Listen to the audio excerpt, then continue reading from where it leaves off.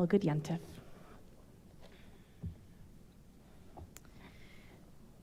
We all have our own story from the last 18 months. And like most parents, mine is inextricably linked to my children's. So with their permission to share, this is what the last 18 months have been like for us. My oldest, Charlie, is 9 now. He turned 8 in March of 2020 and was the first of his friends to have a birthday party over Zoom. They built Legos together on screen, and they sang a cacophonous happy birthday song, and he blew out a candle over a single cupcake. Charlie actually preferred online learning to being in person, and he is frighteningly comfortable spending a whole day in front of his computer. I, for one, was thrilled to see him return to school. My daughter, Kehilah, is 6 now. She began kindergarten last year online and eventually was able to be on campus. She has lived in the era of COVID for nearly 1/4 of her life. She's never been to her elementary school without bringing a mask, and living through COVID is as routine for her as getting dressed or packing her lunch. And the baby, Milo, is almost 2. Just 2 weeks after I returned from maternity leave, the world shut down for the initial quarantine of 2020. Because of COVID, most of you haven't even met Milo in person, though he does have quite an online presence. He's never been to a Tat Shabbat in our building, and he only just met his cousins this summer. And soon, he'll start learning to wear a mask, and he will not remember a before time like my older children will. This isn't the world in which I imagined raising my children. I've been a parent long enough to know that things will never go the way that we expect. But it seems that my COVID kids are growing up in a future that feels less like progress and more like prognosis. I am afraid that it will get worse before it gets better. And to be honest, I've been afraid a lot lately. And I'm going to share with you now a vulnerable part of the story. And I share it with you because I'm sure I'm not alone. After the birth of my 3rd child, I cried a lot. And I chalked it up to normal new baby hormones. And I'll be honest, the talk of an imminent pandemic didn't help. But when I couldn't get through a doctor's visit without tearing up, she suggested I try some medication for postpartum anxiety. I was resistant at first, but in just a few days I felt better, and I was able to get through the day without crying, and I was able to experience emotions like happy and sad, and not just fear or worry. And I believe that this little bit of medication was a lifeline for me just a few weeks later when COVID became a global emergency. And I believe that it has continued to be a lifeline over the course of the last 18 months, as I have had to relearn how to be a mother, how to be a wife, how to be a friend, and how to be a rabbi in the era of COVID. This is my COVID story. It's personal, and it's a little embarrassing, and it is surely different than yours, because each of us has our own version of the last 18 months, of how we coped, or the times that we fell apart, or the things that we wish had been different. We each have a story. Maybe yours is about postponing a wedding or a bar bat mitzvah. Or maybe it's about your college-age child returning to live at home. Maybe yours is about the deep loneliness that you felt or the loss that you experienced. Maybe it's about missing those hugs from your grandchildren. Maybe you got sick. Maybe your parents did. Maybe you were scared too, and maybe you still are. We are an alphabet of woe, Like the alphabetical confession that we read just a few moments ago, the last 18 months have been emotionally and spiritually exhausting from A to Z. So I invite you now to open your hand. And with each letter, for real, take your hand, open though, and place it on your heart. And I invite you to gently tap your heart with each letter as you open up to these stories and the places that we all have been. We have been absent in our relationships. We have bought too much online. We have given up careers to care for our children. We have felt depressed. We expected this to all be over by now. We have fought with our friends over what is fact and what is fiction. We have gone numb. We have had to give up hugs and handshakes. We have felt isolated. We have become jaded. We have known deep down that we could lose our loved ones or lose our livelihood or lose our lives. We have missed our families. We have been glued to the news. We have tried to maintain our optimism by protecting ourselves with PPE and staying quarantined. And we have run ourselves ragged. We have been sick. We have tested positive and tested negative, and our patience too has been tested. We have been unemployed.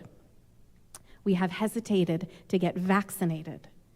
We have worried that hospitals are extremely full and that doctors and healthcare experts are exhausted, that children and teachers are expected to stay online or face exposure in class.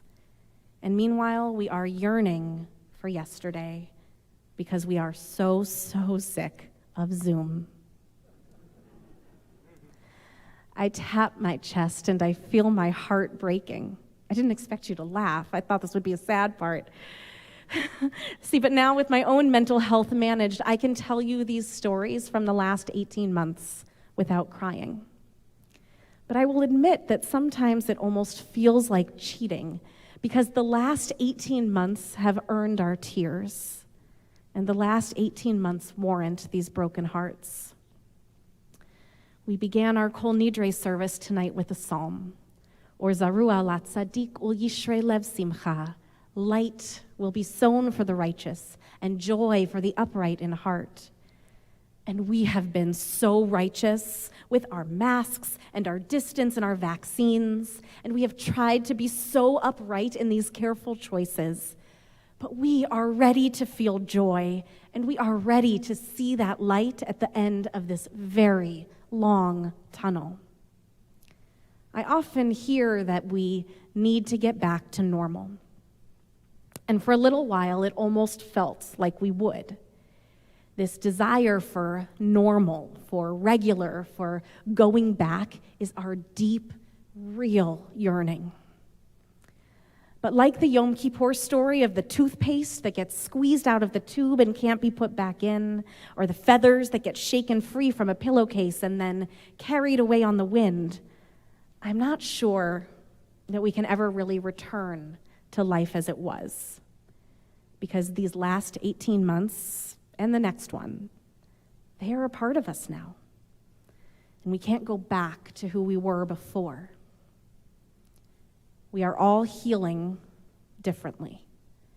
And we are all coping differently. And we have all lived through an experience that has left us irrevocably changed.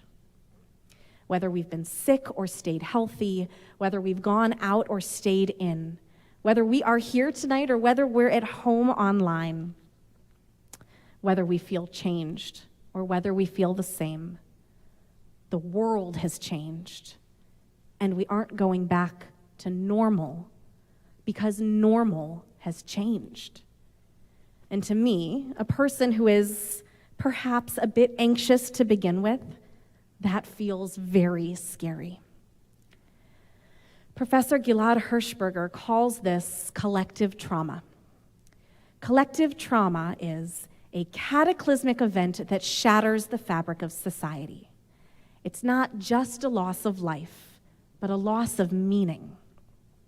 There are now these wrinkles in the way that we socialize, and these changes to the ways that we learn and the ways that we work, and this new hesitancy in the way that we interact.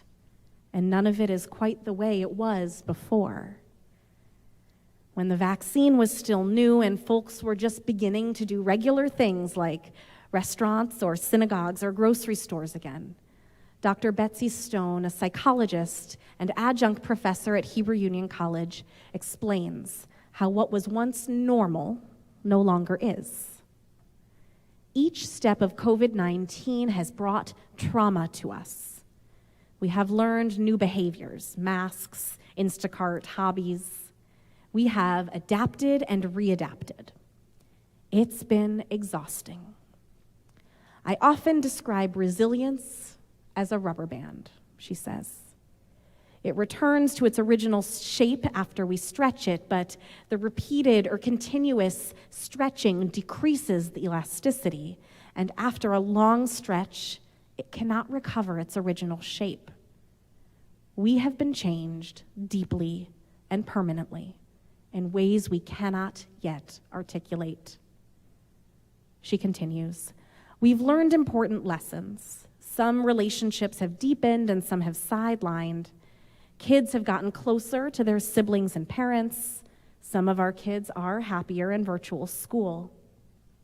Some families have been strengthened, and some families have been torn apart. And then she asks the question on all of our minds, what comes next? Most of us didn't anticipate Delta then. We didn't know then that we would be healing and being re-traumatized all at the same time. We didn't know that the rubber band would continue to stretch and stretch until the stretching became our newest normal. We are an alphabet of trauma and an alphabet of tears, and each heart has cracked open in its own pattern, its own uneven design. And some of us have lost more than others, and some of us have cried more than others. Or zarua la tzadik ul yishrei lev simcha. We have looked for the light that is sown for us. We have been righteous and upright, but instead of joy, we feel tired, maybe? Or perhaps stuck in this yearning for normal, still looking for that light, still waiting to reach the end of the tunnel. Dr. Stone's question echoes, what comes next? Health writer Lorna Collier explains the theory of post-traumatic growth. This is transformation following trauma. It holds that people who endure psychological struggle following adversity can often see positive growth in their personal lives after they emerge from the challenge. And this is not just about sourdough starter or yoga pants. And it's not even about family movie nights or Zoom calls with old friends, though finding those blessings, those silver linings, was a very important part of our survival during the most isolating stretches. This is deeper than that. Post-traumatic growth is not just about how we cope, but how we change. Dr. Stone identifies 6 clear ways that we have grown stronger. These are the qualities that will stay with us and be our newest normal. In the last 18 months, we have deepened awareness of our own personal strengths. We know now what we are good at. We have reprioritized our values. We know now what really matters. We have formed deeper and more meaningful relationships by connecting in new ways with family and friends. We have articulated our appreciation for life. That's those blessings and those gratitudes and silver linings. We have found creative outlets. We have drawn, and we have painted, and we have gardened, and we have baked a lot. And we have experienced spiritual change. We are here tonight, raw and ready to begin again. In other words, or zarua la tzadik ul yishrei lev simcha. These are the ways that we have found our light. And this is how we know that there is joy in the new normal. In my family's COVID story, we have found light in our tunnel by delighting in how the baby Milo is growing. My husband and I have enjoyed our big kids teaching him new words. We are thrilled by how he calls for them, not us, from his crib each morning. His laughter is a gift, and his smile is a promise. Do I wish that my children have had less screen time and more play dates in the last 18 months? Absolutely. I wish that with all of my heart. But I also know that our family dynamic has changed for the better because of all that we have experienced, both the laughter and the tears together. We are an alphabet of woe, and we are also an alphabet of change. Our joy and our tears, they are not in opposition. The light does not shine at the end of the tunnel. It guides us as we make our way through. Or zarua la tzadik. Light is sown for each of us. We sow our light and allow the tears to flow. Because there's no denying that we have lived through a trauma, and we are living through it still. But we are living. We are living.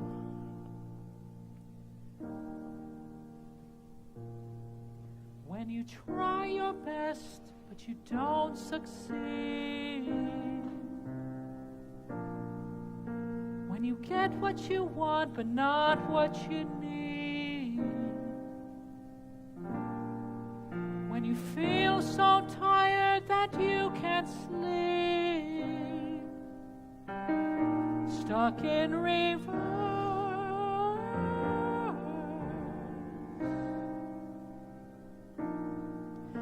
And the tears come streaming down your face. When you lose something you can't replace. When you love someone but it goes to waste. Could it be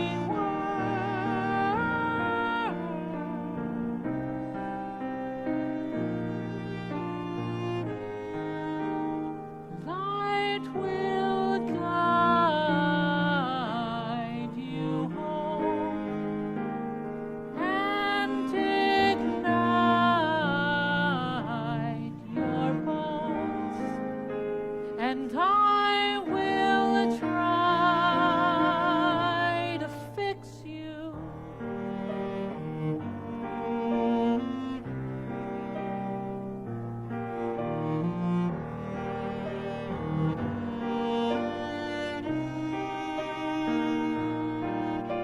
And high up above or down below, we were too in love to let it go. But if you never try, you never know just what you're worth.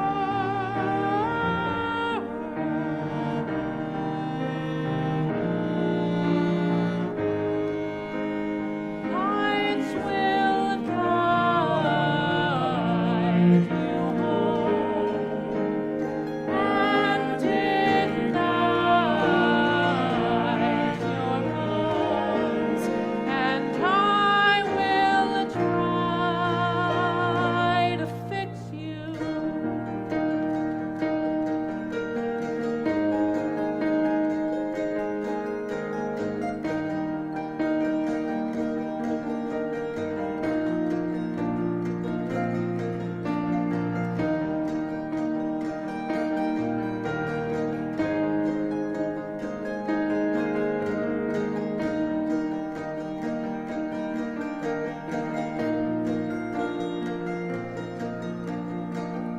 I invite you once more to open up your hand and place it on your heart with compassion. Notice how strong you are. You are an alphabet of light, too. We have accepted that the world is changing. We have brought meals to those who are sick and those who are struggling. We have worked hard to stay connected. We have done more than we could ever have dreamed.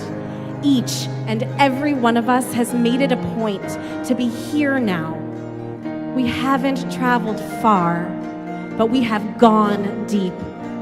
We have opened our hearts and we have smoothed their jagged edges, and we have accepted that we don't yet know just what we are learning or how long we are living, and we have made peace with being in the here and now.